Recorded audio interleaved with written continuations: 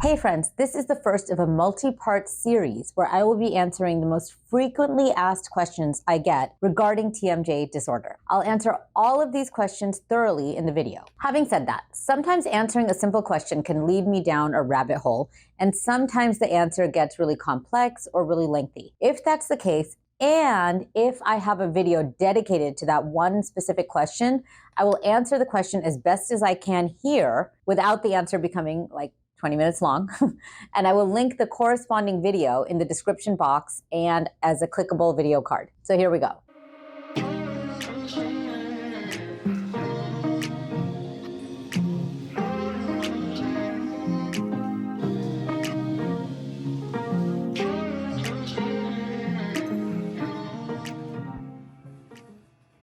For those of you who don't know me, my name is Priya Mistry, and I'm a general dentist with a practice in Vancouver, Washington. At my private practice, we are dedicated to taking care of those with TMJ, jaw joint disorders. If you or a loved one are suffering from TMJ disorder, please be sure to hit the subscribe button below because you'll get new notifications when new videos come out, and subscribing can help push these videos out into the internet, and that can eventually help more people. Let's get started. Question number 1. What is TMJ disorder and who can diagnose and treat it? This is a question I get asked a lot. So my answer is a skilled and experienced TMJ dentist and or TMJ physical therapist can effectively diagnose and treat TMJD. Emphasis on the words skilled and experienced. Many practitioners will say on their websites that they treat TMJ, TMD, when in fact they have little to no experience doing so. Definitely do your own research before you go see someone or accept a treatment plan. What do I mean by doing your own research? Well, definitely looking at reviews is helpful, looking at their website and seeing how they treat. But what I've also done is I've compiled a list of questions that you can ask your potential TMJ practitioner. And based off of their responses, you'll have a pretty good idea about whether they have experience treating TMJ, TMD, or not. These questions are highlighted and gone over in my video, Questions to Ask Your TMJ Dentist. I'll go over some of these questions momentarily, but just know that based off of the answers that you get, you'll really get a good sense of what level of experience your potential practitioner has. In a way, you're sort of interviewing them to see if they have a lot of experience or to see if they're a good fit for you. Also keep in mind that there's not a single TMJ practitioner, including myself, who has 100% success rate. There's just not. So keep your expectations reasonable. My success rate is 90%, which is on the higher side, but it's still not 100%.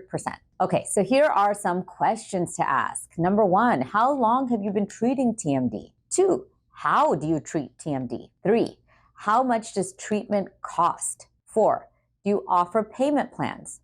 5, what is your success rate? And how do you define success when it comes to TMJ, TMD treatment? That's a really important one because those definitions of success can vary a lot. Next is, have you treated disc displacement without reduction? And if so, how do you treat this condition and what's your success rate with that specific condition? Disc displacement without reduction, also called jaw locked closed, is one of the hardest conditions to treat. So if you come across someone who treats it regularly, who knows how to treat it, who has a good success rate, you're probably in pretty good hands. So again, I've said this a few times, once you've asked these questions and heard the answers, you'll get a pretty good sense for whether or not your practitioner is experienced or not. For in-depth reasons on why to ask these specific questions, check out the video Questions to Ask Your TMJ Dentist, which I've linked above in a video card and below in the description box. All right, question number 2 that I frequently get asked. What is disclusion time reduction therapy, and what do you think of it? Disclusion time reduction therapy, also called DTR, is a therapy that involves reading how muscles are firing and measuring the bite force when we're biting down and in right and left movements in real time. Once those measurements are taken, micro adjustments are then made on the teeth in order to balance the bite and to lower muscle activity. Balancing the bite and lowering muscle activity directly influences the central nervous system and leads to decreased pain. How on earth can the bite, the way our teeth come together, influence the central nervous system? Well, my friends, The molars and the premolars, these back teeth here, they have peripheral nerves that synapse directly in the central nervous system. So think about that. Every other peripheral nerve in our bodies has a stop-off point before it gets to the central nervous system. This means that the way our teeth come together can wreak havoc if the way they come together is imbalanced or interrupted with interferences of the back teeth when we're chewing or just even biting. This can then lead to headaches, neck pain, jaw pain, ear pain, facial pain, dizziness, stuffy ears, clicking or popping noises in the jaw joints, and more. As to what I think of DTR, Disclusion Time Reduction Therapy, I actually recently got DTR certified. This basically means that I passed a difficult written exam and treated multiple patients with this therapy. It was not an easy process, but it was well worth the effort because DTR works. I've seen multiple people suffering with headaches, jaw pain, facial pain, tooth pain, ear pain, and more. And after treating them with DTR, the pain is greatly diminished. And for most of them, it's actually completely gone. Crazy, right? For more information on Disclusion Time Reduction Therapy and to see if you are a candidate, check out my video, What is T-Scan 10 and Disclusion Time Reduction Therapy, again, linked above and below. Frequently asked question number 3. What is the difference between a Nightguard and a TMJ orthotic? Great question. And first and foremost, I think it's important to keep in mind that all of this is simply terminology. Nightguard, splint, orthotic. A lot of words are thrown out there. And because of this, anyone can make an appliance and call it a TMJ orthotic, unfortunately. So a Nightguard is simply something that protects your teeth from breaking. This is important, of course, because nobody wants their teeth to break. We don't want your teeth to break. You don't want your teeth to break. If you don't have any TMJ problems and you know that you clench and or grind your teeth, then a Nightguard may be appropriate for you. If you do have TMJ problems though, headaches, dizziness, stuffy ears, ear pain, clicking, popping, episodes of the jaw catching or locking or more, then a Nightguard is not appropriate and it can often make these problems worse. Unfortunately though, we are taught in dental school that to treat TMJ problems, the best first step is to make a Nightguard. Crazy, right? Especially when it can make things so much worse. So keep in mind that TMJ problems are coming from the muscles that surround the head, neck, and jaw. Alignment issues in the jaw joints, bite imbalances, asymmetry in the jawbone, postural issues, and more. A Nightguard does not address any of this, but a skillfully and correctly made TMJ orthotic does address all of this. And again, keep in mind the words correctly made or skillfully made. Do your research before you see a TMJ practitioner or accept a treatment plan. The way I make TMJ orthotics is by measuring the most relaxed position of these muscles. It's called the correct resting length, and where the jaw joints are decompressed. And then I build a TMJ orthotic to help guide the jaw to that very specific position. When the muscles and joints are held in their optimal position for a significant amount of time, good things tend to happen, and we see TMJ pain and dysfunction decrease. For more information, watch my video, OTC Nightguard versus Dental Nightguard versus TMJ orthotic.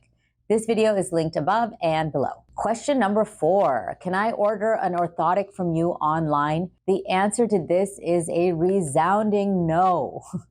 Sorry, but this is just not possible. You can have an initial consultation with me online so I can determine whether or not I can help you. But for actual treatment, whether it's the orthotic or whether it's Disclusion Time Reduction Therapy, I have to see you in person. This is because I take measurements of your bite, your optimal jaw position. I measure how your muscles are firing. I can't do any of this online.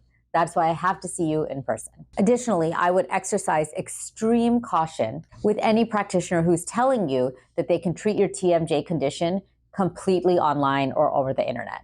I just haven't seen that to be possible. And last question, question number 5. Are sleep apnea and TMJ problems related? The quick and dirty answer is yes, they often are.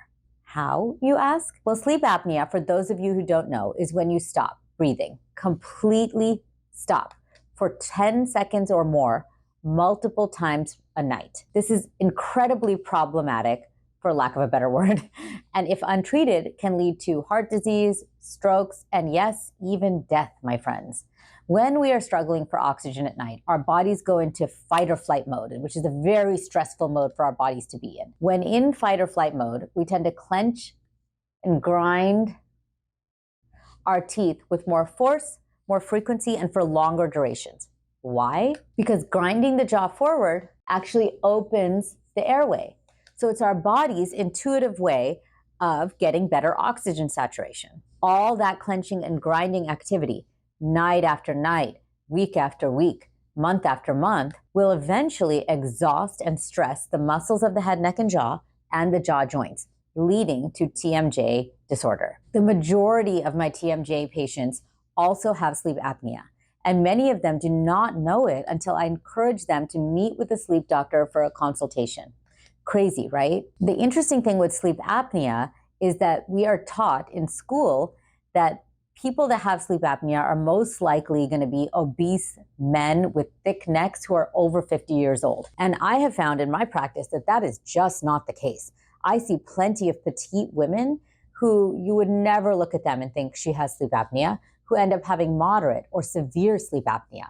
So that mold, what we're taught, just kind of needs to be thrown out, because I've seen that to not be the case at all. So I hope you found this video informative. Stay tuned, as this will be a continuing segment, especially because your questions keep rolling in. So keep them coming. Feel free to ask questions or comment below. I'm still committed to answering all your questions. And again, I'm Dr. Priya Mistry, and I hope you found the information in this video helpful.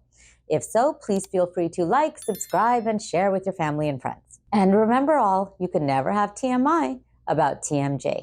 Thank you.